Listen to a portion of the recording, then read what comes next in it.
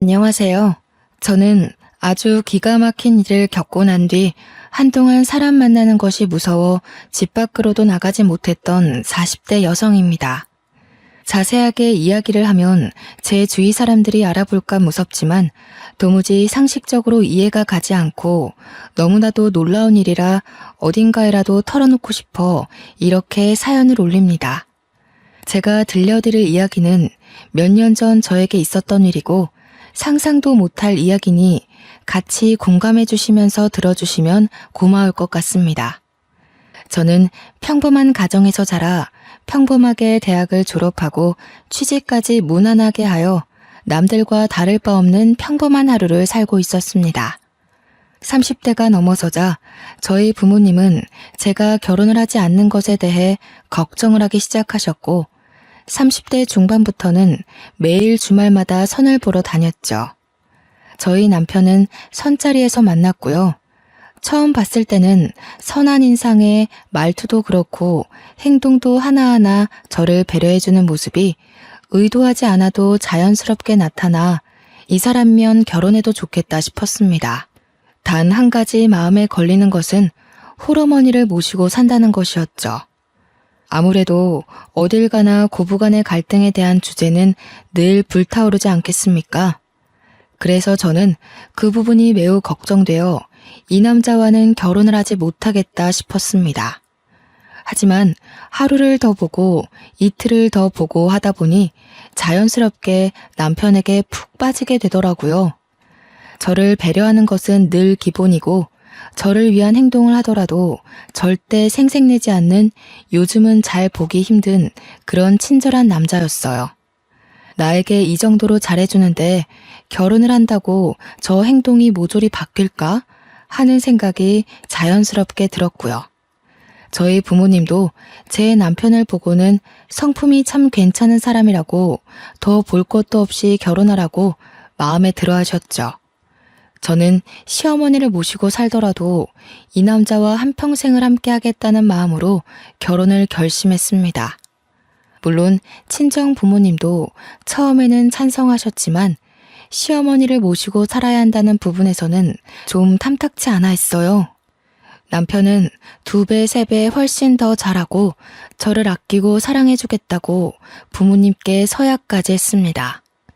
그렇게 조용조용한 시어머니와 저희 부모님의 상견례가 끝나고 일사천리로 결혼까지 진행이 되었습니다. 나이가 나이인지라 허례허식 없이 아주 빠르고 간략하게 결혼까지 마치게 되었고 저는 조금 두려웠던 시어머니와 합가를 하여 살게 되었습니다. 아가, 아무래도 너희 부부가 아이라도 낳게 되면 그때 다시 합치는 게 낫지 않겠니? 내가 우리 아들의 욕심 때문에 너희와 함께 산다지만 신혼부부와 함께 살자니 내가 영 편치가 않구나. 시어머니는 합가를 하자마자 제 눈치를 보시며 따로 살겠다고 하셨어요. 알고 보니 남편이 하나뿐인 시어머니가 넉넉지 않은 형편에 너무나도 많은 고생을 하셔서 말년이라도 편하게 지냈으면 하는 마음에 분가를 하지 않은 것이었어요. 남편은 제게 2번, 3번 약속했습니다. 혹여라도 우리 어머니께서 당신에게 시집살이를 시킨다던가 당신과 갈등이 있다면 그땐 바로 분가할게. 하지만 나를 한번 믿어보고 우리 어머니께 벽 없이 딱 한 번만 다가와줘. 저는 남편의 약속을 믿었고 남편 말대로 어머니께 허물없이 다가가 보기로 했습니다. 아직 시작도 안 한 시집살이에 미리 겁먹을 필요는 없으니까요. 하지만 제가 겁을 먹은 것이 아주 멍청한 행동이었다는 걸 증명하듯 시어머니께서는 정말 제 손에 물 한 방울 안 묻게 해주셨습니다. 저나 남편이나 둘 다 맞벌이였기 때문에 점심은 밖에서 먹는다고 쳐도 저녁만큼은 꼭 집에서 먹기로 약속하였는데 항상 퇴근하고 오면 진수성찬이 차려져 있었어요. 매번 이렇게 차리시는 게 힘들겠다 싶을 정도로 어머님의 손맛이 담긴 정성스러운 반찬이 어찌나 감동적이던지. 식사가 끝나고 제가 뒷정리라도 할라치면 시어머니께서는 제게 버럭하셨어요. 그 귀한 손을 물을 왜 묻혀? 그렇게 쓰는 손 아니다, 아가야. 내가 아직 정정하니 집안 살림은 내가 하게 해주련? 그래도요, 어머님, 설거지 정도는 제가 할 수 있는걸요. 바깥일 하고 와서 무슨 설거지를 한다고 그래. 우리 아들이 하면 모를까. 우리 아가는 들어가서 씻고 얼른 누워 자. 내일 아침에도 출근해야 하는데, 응? 가서 쉬어, 어서. 저는 어안이 벙벙할 정도로 공주님 대접을 받았습니다. 저희 친정에서도 저를 이렇게까지 대접해주지 않았었는데 말이에요. 남편은 저에게 오히려 어머님과 같이 사는 게 불편할 수 있는데 내색 한 번 안 해주고 고맙다면서 저를 더 아끼고 사랑해 주었습니다. 저는 이 모자의 사랑과 친절, 그리고 배려까지 한 몸에 받으면서 몸둘 바를 모를 정도로 행복한 하루하루를 보내고 있었어요. 저희 친정에서도 시댁 잘 만났다며 저희 집으로 시어머니 몸보신하시라고 각종 좋은 재료들을 보내주시고 시어머니는 그 재료들로 제게 사내 진미를 맛보게 해주시고요. 남편이 시어머니께 용돈이라도 드리면 그 돈을 차곡차곡 모아서 저 맛있는 거 사주신다고 밖에 나가 한아름 장도 보시고 저에게 잘 어울릴 것 같다면서 쑥스럽게 스카프를 내미시기도 하시고요. 정말 고부간의 갈등을 걱정했던 제가 죄송스러울 정도로 저를 아껴주셨습니다. 빨래며 청소며 주말에 쉬는 날 하려고 하면 이미 다 깨끗하게 정리되어 있어 건드릴 필요가 전혀 없었고요. 오히려 제가 뭔가를 자꾸 손대려고 하니까 시어머니께서 평일에 모든 정리를 다 해놓으시고는 주말에는 같이 놀러 가자고 하시더라고요. 저희 부부 아니면 어머니 혼자 어디 가기가 불편하시니까 오히려 그게 낫겠다 싶어서 효도하는 마음으로 매주 주말 어머님과 함께 데이트를 했습니다. 오히려 남편과 둘이 나갈 때보다 더 즐겁고 행복한 시간이지 않았나 싶어요. 어머님과 함께 그때 더 많은 추억을 남겨놓을 걸 하는 생각이 들기도 하고요. 그래도 같이 스티커 사진을 찍어보기도 하고 공방 같은 데서 비누도 만들고 어머님과 뜨개질도 하고 정말 많은 것들을 했어요. 처음 스티커 사진을 찍을 땐 찰칵하는 소리에 놀라 소리를 지르기도 했었고요. 사진의 얼굴이 죄다 잘려서 나와 여러 번 찍기도 했죠. 공항에서 만든 비누는 아까워서 사용도 못하고 아직까지 제 서랍에 보관 중이랍니다. 어머님과 뜨개질로 만든 조끼, 목도리, 가방, 셀 수 없이 많았죠. 정말 큰 사진관에서 우리 셋이 함께 찍은 사진은 큰 액자로 뽑아서 거실에 걸어두었고 어느 날은 손과 발을 본떠 금속 액자를 만들어주는 체험도 했습니다. 어머님은 늘 즐거워하셨고 그런 어머님을 보면서 저는 마음이 뭉클해지기도 하고 더 잘해야겠다는 마음이 들기도 했어요. 주위에서는 주말마다 시어머니 모시고 나가는 게 힘들지 않느냐고 물어보기도 했는데 저는 너무 즐거워서 금요일만 되면 주말에 뭘 할까 검색하느라 정신이 없었습니다. 손도장, 발도장, 액자를 만들고 온 날 어머님께서 또 용돈으로 드린 돈으로 제게 작은 귀걸이를 선물해 주셨어요. 어머님, 자꾸 제 선물 사지 마시고 우리 어머님 거 사셔요. 맛난 거 드시고 싶으시면 말도 해주시고 가지고 싶은 거 저도 선물해 드리고 싶어요. 아가가 이렇게 나 데리고 놀러 다니는 것만으로도 충분한데 용돈 줘봐야 생활비 쓰는 건 너네 카드로 사용하고 내가 보험료 내는 거 말고 어디 돈 쓸 데가 있겠니?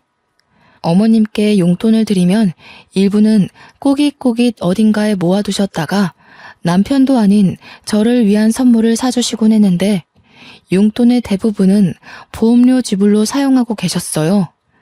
처음에는 무슨 보험이 13개나 있어서 너무 놀라 보험 사기라도 당한 건 아닌지 걱정을 하기도 했습니다. 알고 보니 어머님께서 보장 내역을 하나하나 살펴보시고 가입하신 거였어요. 내가 늘 입버릇처럼 말하지만 내가 죽으면 건물이라도 하나 상속해줘야 우리 자식들이 편한데 내가 가진 게 없어서 나 혼자의 몸으로 아들 하나 키워보니 돈이 얼마나 중요한지 뼛속까지 새겨지더라, 아가야.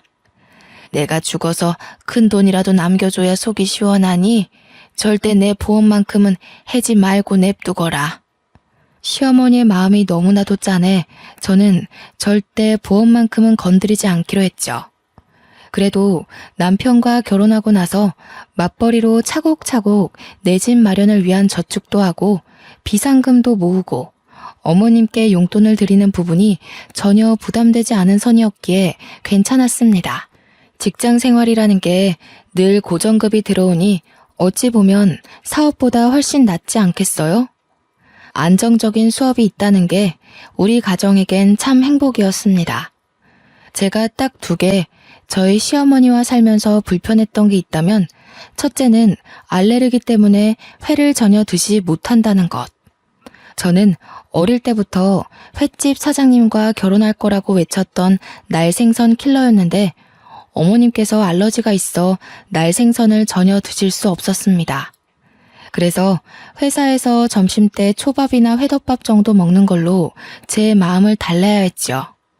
결혼하고 딱 2번 남편이 어머님께 말씀드려 코스 요리로 회 요리를 먹으러 갔었네요. 그때도 어찌나 죄송하던지 어머님께 우동이나 덮밥 같은 다른 요리라도 드시면 되니까 같이 가자 했는데 둘이 데이트하라고 보내주시더라고요. 커피를 사서 집으로 돌아오는데도 마음이 편치 않았던 터라 제가 그냥 회를 덜 먹는 걸로 결심했죠. 내가 얼마나 놀랐었는지. 그날이 군대 복귀하는 날이었거든?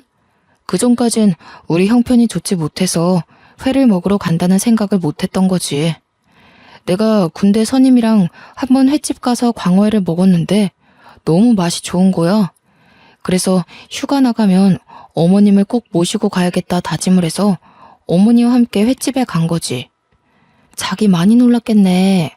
갑자기 어머님 알레르기 증상이 올라와서. 하필이면 복귀하는 날 점심에 그런 거였어. 같이 회를 먹고 있는데 어머니가 갑자기 목을 막 긁으면서 숨이 안 쉬어진다고 하시는 거야. 119 부르고 나는 복귀 시간 코앞이라 발 동동 구르고. 근데 우리 엄마가 쓰러지셨는데 어떡해. 영창 가도 어쩔 수 없다 하면서 병원으로 달려가 어머님 곁을 지켰지. 그래서 군대는 어떻게 됐어? 나중에 생각이 났지.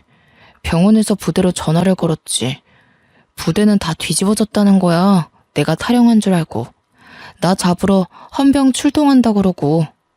다행히 어머님 아픈 거랑 다 병원 기록으로 증명이 되어서 호되게 혼나고 몰래 덮어주셨어. 남편은 그 뒤로도 회가 싫다고 했지만 또 저를 위해서는 같이 자리를 지켜주며 잘 먹어주었습니다. 이런 배려를 보여주는 내 사랑스러운 가족들을 어떻게 싫어할 수 있을까요?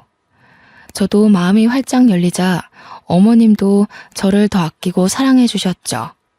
하지만 또 한 가지 어머님에겐 절대 남이 건드려서는 안 되는 것이 있었습니다. 그게 제가 불편했던 2번째 이유인데요. 바로 애착 이불이 없으면 잠을 못 주무신다는 것이었습니다. 아가야, 내 이불 못 봤니? 그거 너무 때 같아서 빨래하려고 세탁기에 넣어뒀어요. 안 된다. 그거 절대 빠는 거 아니야. 아가, 제발 내가 부탁했잖니. 다른 건 몰라도 내 이불만큼은 절대 건드리면 안 된다고 내가 그렇게 말을 했는데. 죄송해요, 어머님. 제가 깨끗하게 빨아드리려고 잘해보려고 한 건데. 다른 건 다 가져가도 좋고 버려도 좋은데 저 이불만큼은 절대 건드리면 안 된다. 알겠어? 저거는 내가 죽어서도 나랑 같이 묻어줘야 하는 내 귀중품이야. 저는 어머님의 화내는 모습을 처음 봐서 너무 놀라웠고 마음이 쿵 내려앉는 것 같았죠. 생전 저에게 화 한 번 낸 적 없던 어머님이셨는데 애착 이불과 관련해서는 항상 저에게 히스테릭한 모습을 보여주셨어요. 여행을 갈 때는 당연하고 어딜 가더라도 잠이 들 땐 꼭 애착 이불을 늘 품에 지니고 계셨습니다. 저는 솔직히 너무 너덜너덜하고 꼬질꼬질한 더러운 애착 이불을 깨끗하게 한번 삶기라도 했으면 했지만 제가 이런 소리를 하면 어머님께서 버럭하셨기 때문에 결국 포기했어요. 아가야, 내가 늙어서 그런지 아주 머리털이 몽땅 다 빠지려나 보다. 내 이불에도 머리카락이 얼마나 붙던지. 이러다가 대머리 되면 어쩌지? 어머님, 제가 탈모 샴푸라도 하나 가져다 놓을게요.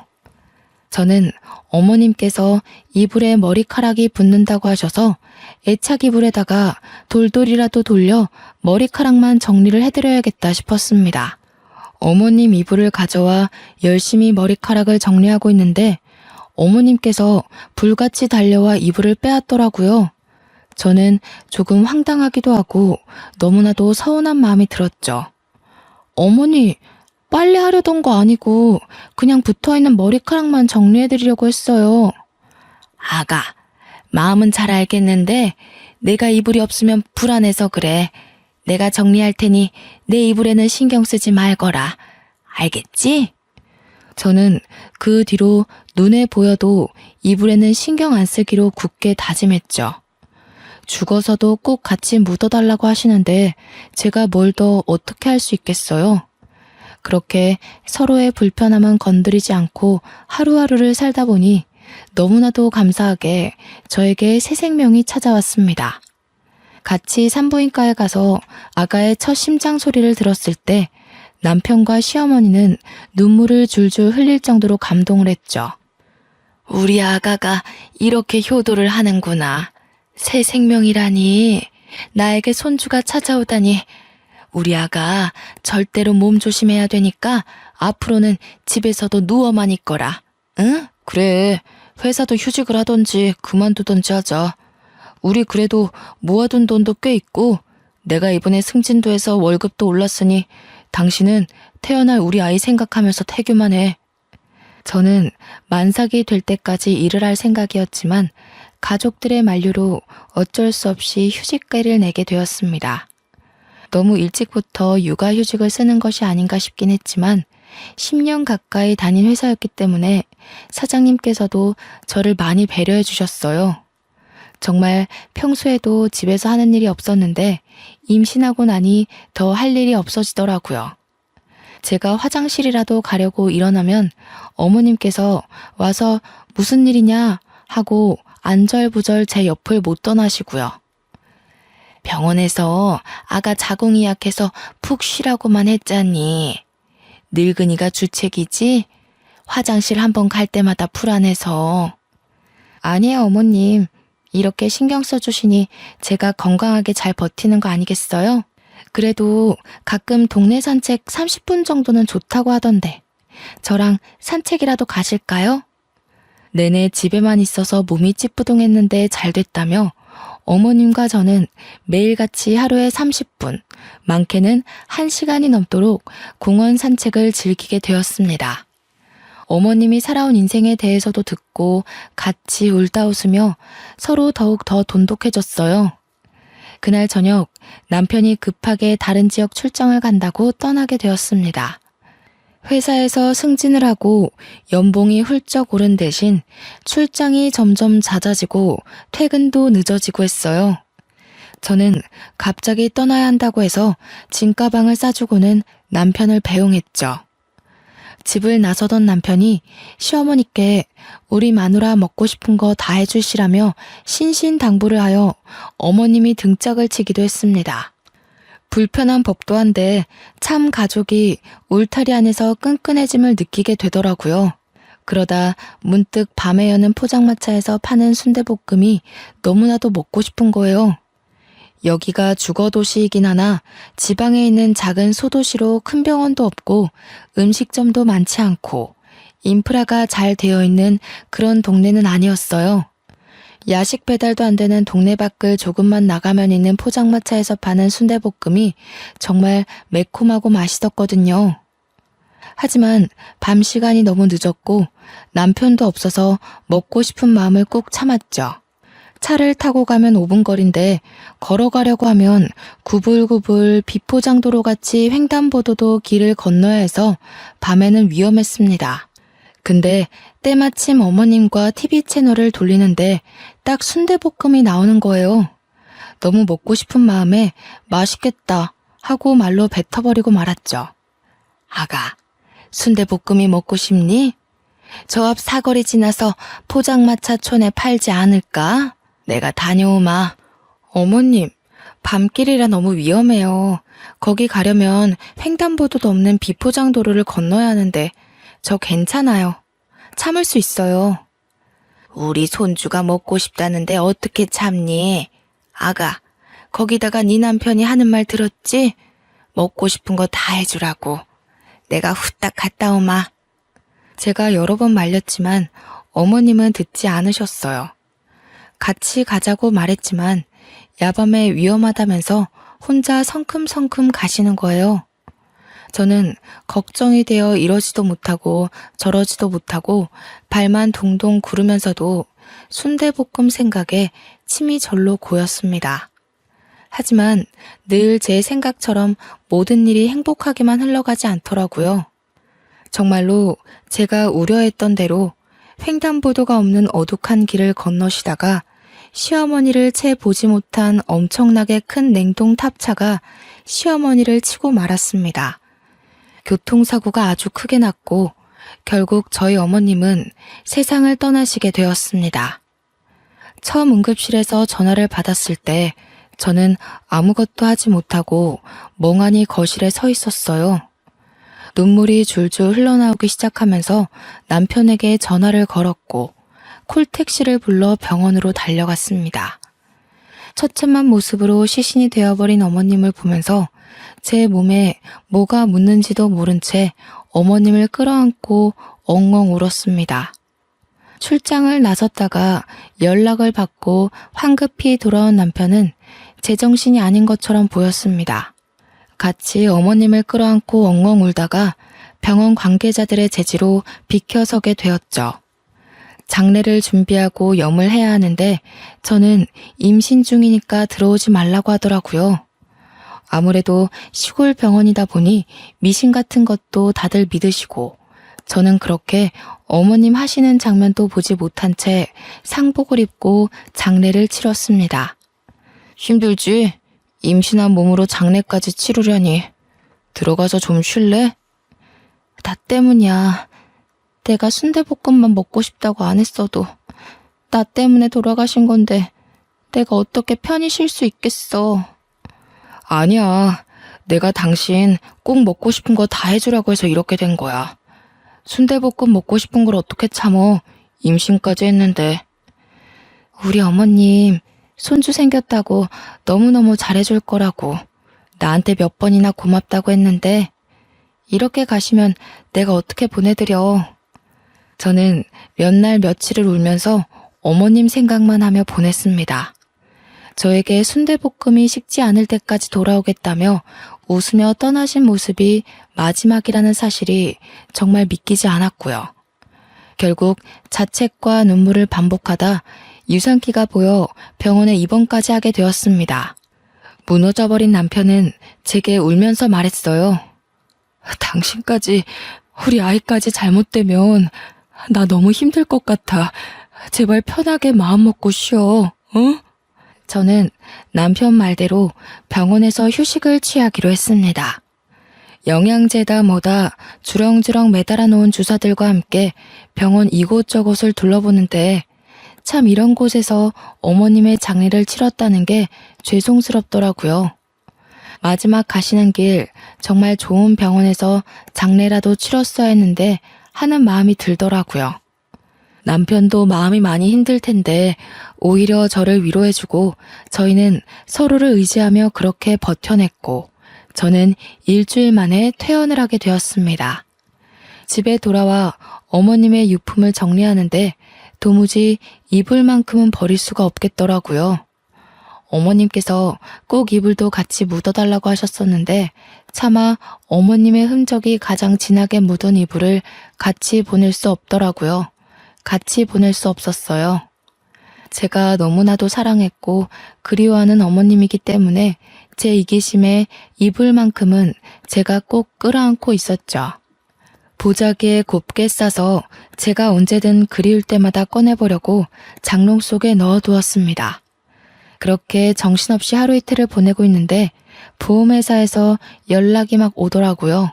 어머님께서 살아생전 들어놓으셨던 생명보험들에서 사망신고가 접수되었으니 보험금을 수령하라는 연락이었어요.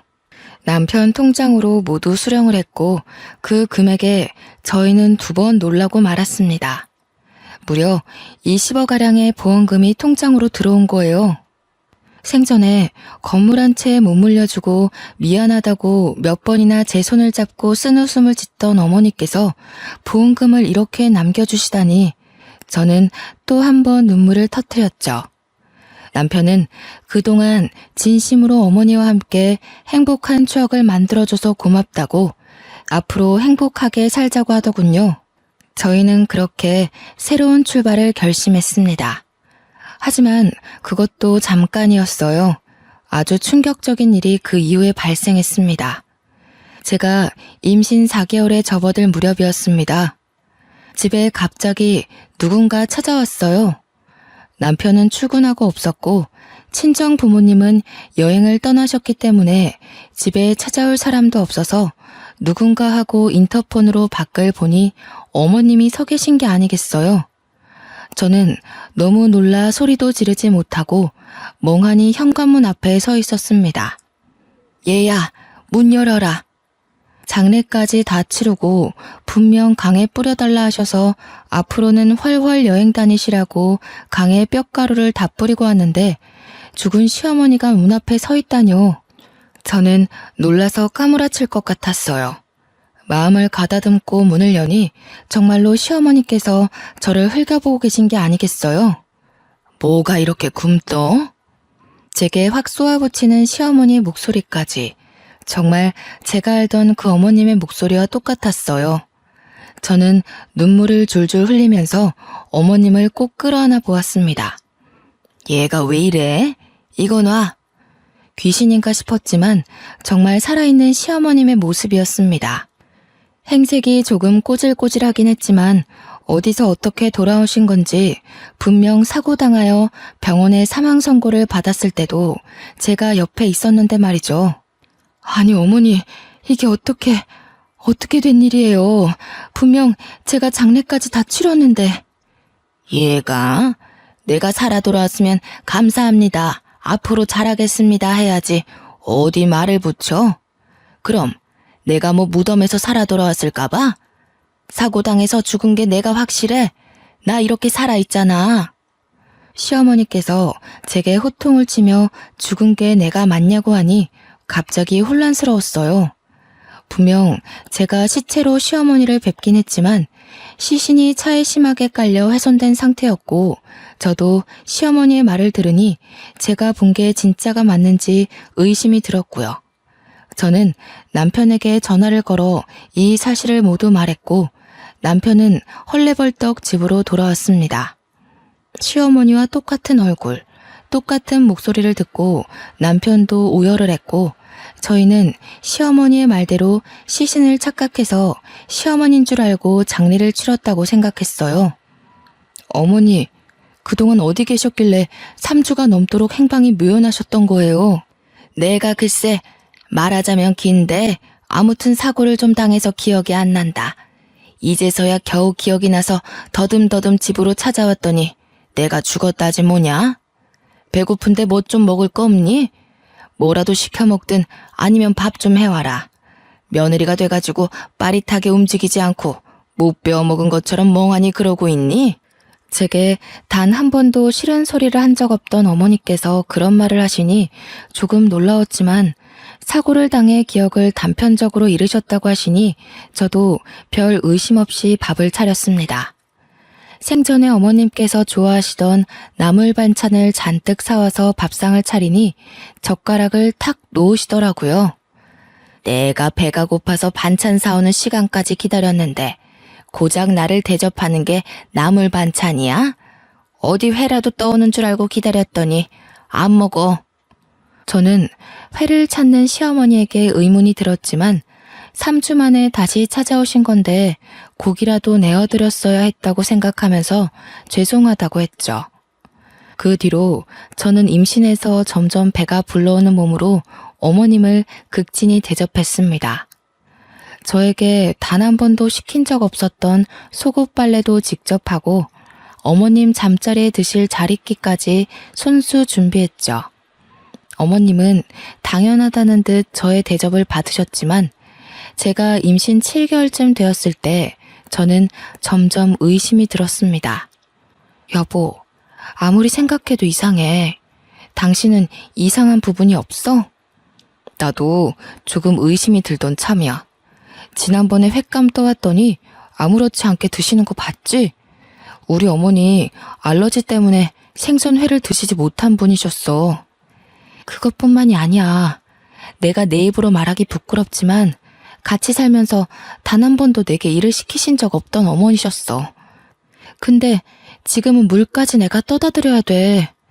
임신한 몸이라고 움직이는 것도 조심해야 된다고 하셨던 분이 잡일까지 다 나를 시키시고 거기다가 늘 그랬듯 산책을 가자고 하니 놓친 내 무릎 생각은 안 하냐고 내게 소리까지 지르셨어.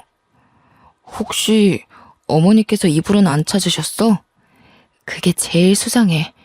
이불만큼은 내게 건드리지도 못하게 하고 그거 없으면 잠도 못 주무셨잖아. 근데 이불 이야기를 단 한 번도 꺼내지 않으셨어. 나도 일부러 이불 이야기를 안 했고. 아무리 생각해도 모습은 우리 어머니가 맞는데 우리 어머니가 아닌 것 같아. 사고를 당했다고 하시는데 아무리 봐도 그런 후유증이나 흔적도 없고 사고를 당했다고 체질이 바뀌는 건 아니잖아. 저희는 의심이 확신이 되었고 어떻게 하면 돌아온 시어머니가 우리 시어머니가 아니라는 걸 밝힐 수 있는지 고민을 했어요. 아니라고 하기엔 너무나도 똑같은 얼굴, 똑같은 목소리. 저희는 정말 정신이 파괴되는 것 같았죠. 그러다 문득 DNA 검사가 떠올랐어요. 저는 보자기에 꽁꽁 싸맨 어머님의 애착 이불을 꺼냈고 애착 이불에서 어머님의 머리카락을 발견할 수 있었습니다. 남편과 저는 이불에서 찾은 머리카락과 돌아온 어머님의 칫솔이며 떨어진 머리카락 등을 주어 유전자 검사 기관에 의뢰를 했습니다. 일주일 정도 걸린다는 말에 어찌나 피가 마르던지 정말 상상도 못할 긴장감에 손발이 차게 식는 기분이었습니다. 일주일 뒤 기관에서 연락이 왔고 저와 남편은 한달음에 달려갔어요. 그곳에서 정말 충격적인 결과를 받았습니다. 99.9% 일치한다는 결과였어요. 유전자가 일치한다니 그 말은 즉슨 저희 시어머니가 맞다는 이야기가 아니겠어요? 저와 남편은 정말 이 사태를 어떻게 받아들여야 할지 정신이 나가버렸습니다. 하지만 유전자까지 일치하는 마당에 가짜라고 의심할 수도 없는 상황이었습니다. 저는 점점 불러오는 배를 움켜쥐고 어머니의 수발을 더욱 열심히 들었습니다. 빨래할 때 내 거는 과일향 말고 시원한 냄새가 나는 세제를 쓰라고 했잖아. 그거 하나 못하니? 어머니, 원래 과일향 나는 세제를 좋아하셔서 비누도 그렇고 전부 과일향으로 사용하셨잖아요. 그건 그때고 지금은 지금이지. 그리고 반찬이 왜 이렇게 부실해? 매일 밥상에 고기는 꼭 올라가야 하는 건 몰라? 우리 아들 이렇게 고기도 못 먹고 지내는 거니? 너네 돈이 없어? 어머니 원래 나물 반찬만 드셨잖아요. 그리고 그이도 저녁에 고기 먹으면 속이 부대낀다고 잘 안 먹고요. 따박따박 말대답하는 것 좀 봐. 너네 친정에서 그렇게 가르치디? 항상 우리 친정 부모님께 감사하다고 인사하시던 시어머니의 모습은 온데간데 없고 친정을 운운하며 저를 혼내는 어머니를 보면서 너무나도 서글펐어요.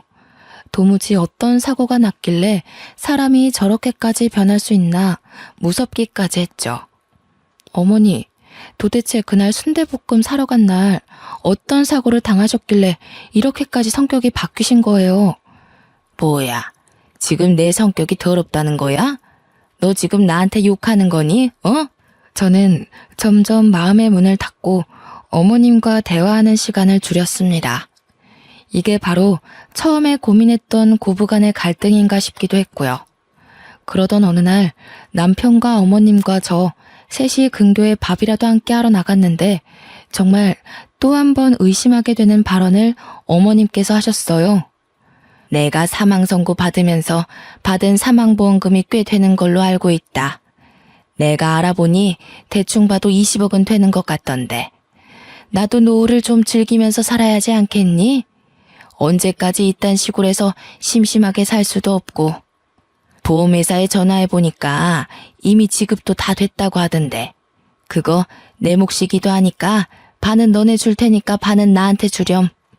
상식적으로 본인의 사망보험금이 얼마 나오는지 알아볼 필요가 있을까요? 어차피 죽어야지만 받는 돈인데 그걸 계산하고 있다는 게 도무지 이해가 가지 않고 납득이 되지 않았습니다. 남편과 저는 이건 아니다 싶었고 어떻게든 결정적인 증거를 찾아야겠다고 생각했습니다. 아무리 생각해도 성품이 곱고 천성이 아름다웠던 저희가 알던 시어머니가 아니었거든요. 그러다 문득 생각이 났습니다. 예전에 매주 주말마다 놀러 다니면서 공방에서 만들었던 손도장 액자가 말이죠. 손도장 액자가 정교한 금속으로 본떠 만든 거라 지문이 그대로 찍혀 있었어요. 저는 정리해둔 상자에서 어머님과 함께 만들었던 손도장 액자를 찾았고 죽이 되든 밥이 되든 어떻게든 해결을 하자고 결심했습니다. 남편과 상의 끝에 경찰을 부르기로 했습니다. 만약 지문까지 일치해서 우리 시어머니가 맞다면 정말 보험금의 반을 드리고 이제 분가하겠다고 우리의 삶을 찾자고 할 생각이었습니다. 지문이 일치하지 않아 남인 것이 밝혀지면 사기죄로 고소를 하자고 생각했고요. 결국 경찰을 집으로 부르고 그동안 있었던 모든 일을 경찰에게 말했습니다. 어머님께서 분명 사고를 당하셨고 저희가 영안실에서 시신 확인까지 마친 뒤 장례를 치렀습니다. 시신은 화장해서 강에 뿌린 탓에 유골로는 DNA 검사를 할 수 없어서 생전 어머님께서 남겨두신 물품에서 채취해 DNA 검사를 했고 요망한 기집애 나 몰래 DNA 검사까지 했어? 어쩐지 욕실에 칫솔이 없더라니. 그래서 뭐라 그러디? 일치한다고 했겠지. 네, 맞아요. 일치한다고 떴어요. 하지만 저희가 알던 어머님의 모습과 너무 달라 어쩔 수 없이 경찰에 신고를 하게 되었습니다. 아니, 유전자까지 일치하는 마당에 내가 너희의 가족이라는 걸 이렇게까지 부정해야겠니? 키워봐야 소용도 없다더니 은혜도 모르는 것들. 어떻게 이 늙은 노모에게 이런 짓까지 하는지. 지금 말씀하시는 걸로만 추론하자면 이분이 결국 본인들 시어머니가 맞다는 이야기 아닙니까? 그래서 지문 검사를 해보려고요. 지문까지 일치하는지 알고 싶어서요. 저는 손도장을 경찰에게 넘겼고 경찰은 이 사건 자체가 아주 의문이 남는 부분이니만큼 지문 검사를 하겠다고 했습니다. 시어머니께서는 조금 당황한 듯 싶었어요. 배은망덕하게 이렇게까지 해야겠어? 앞으로라도 잘 모시고 행복하게 살자 하면 될 것을. 경찰서로 가지 않으려고 버팅기시다가 결국 경찰에게서 협조 요청을 받자 마지못해 경찰서로 가셨고 그곳에서 지문 채취가 이루어졌습니다. 그리고 모든 사건의 전말을 알게 되었습니다. 지금 지문이 일치하지 않는 것으로 판명되고 있습니다. 자세한 건 저분을 더 조사해봐야 할 것 같으니 내일 다시 연락드리겠습니다. 지문이 일치하지 않는다는 이야기였어요. 저희는 망치로 세게 얻어맞은 것 같은 충격을 받았고 일단 집으로 돌아가라는 경찰의 말에 남편과 함께 집으로 돌아왔습니다. 다음날 경찰에게서 모든 조사가 끝났다고 연락이 왔고 저와 남편은 한달음에 경찰서로 갔습니다. 시모의 행세를 하던 시모와 똑 닮은 사람은 유치장에 갇혀 있었고 저희를 노려보면서 고래고래 소리를 지르고 욕을 했습니다. 배은망덕한 것들! 거참 조용히 하시고요. 저희가 조사를 마친 결과 저 유치장에 계신 분은 가족분들의 시어머니가 아니라 돌아가신 분의 쌍둥이 언니로 밝혀졌습니다. 쌍둥이 언니요? 저는 어머니께 단 한 번도 쌍둥이 언니가 있다는 말을 들어본 적이 없습니다. 그도 그럴 것이 쌍둥이라 태어나자마자 언니분은 친척 집으로 입양을 갔던 걸로 기록이 되어 있습니다. 일란성 쌍둥이라 유전자까지 일치했지만 쌍둥이더라도 지문은 다르게 나오거든요. 이후에 저분이 여러 번 사기를 치고 돈을 빌리고 갚지 않고 도망다니는 생활을 해서 호적도 말소가 되어 있는 상태고요. 아마 친척 집으로 입양을 갔기에 가족관계 증명서에도 따로 기록된 부분이 없었을 겁니다. 그럼 저희 시어머니가 아니라 시어머니 언니고 시어머니 행세를 하여 금품을 갈취하려고 했다는 건가요? 네, 맞습니다. 어떻게 보험금을 노리고 들어온 것으로 보여지고요. 이미 전과가 여러 개 있어서 실형을 면하긴 어려울 것 같습니다. 명의도용 부분도 그렇고 금품을 갈취하려고 했던 증거도 발견되었습니다. 결국 시어머니 행세를 하던 시어머니의 쌍둥이 언니는 그렇게 허무하게 구치소에 수감이 되어 재판을 기다리게 되었습니다. 집으로 돌아와 짜릿해오는 배를 붙잡고 저는 어머님의 애착 이불을 끌어안고 엉엉 울었습니다. 돌아가셔서까지 이렇게 고통을 받아야 하나 싶어 너무나도 안쓰럽고 측은했어요. 이불을 감싸 안고 엉엉 우는데 미처 몰랐던 가장자리 한 구석에서 딱딱한 뭔가가 느껴졌습니다. 저는 남편에게 가위를 가져오라 하여 그 모서리 부분을 도려냈습니다. 그곳에는 어머님의 인감도장과 통장, 그리고 꾸깃꾸깃 접혀있는 현금 뭉치들이 나왔어요.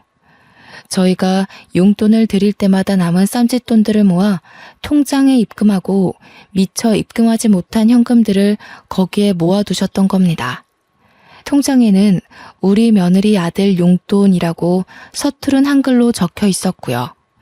저희가 드렸던 용돈을 본인을 위해 쓰지 않으시고 이렇게 하나하나 모아두신 것도 너무나도 마음이 아팠어요.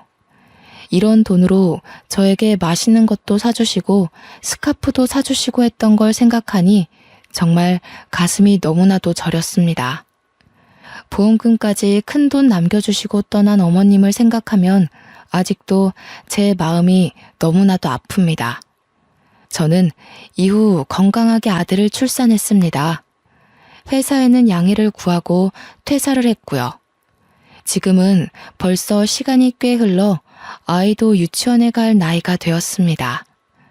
어머님이 살아계셨더라면 정말 저희 아이를 너무나도 예뻐해 주셨을 텐데 하는 마음이 들지만 분명 하늘에서 저희를 지켜주고 계실 거라 믿고 있습니다. 앞으로 이런 일은 두 번 다시 겪지 않았으면 하는 마음이 드는 하루입니다. 저는 지금 너무나도 행복하답니다. 여러분들도 행복한 하루 보내세요.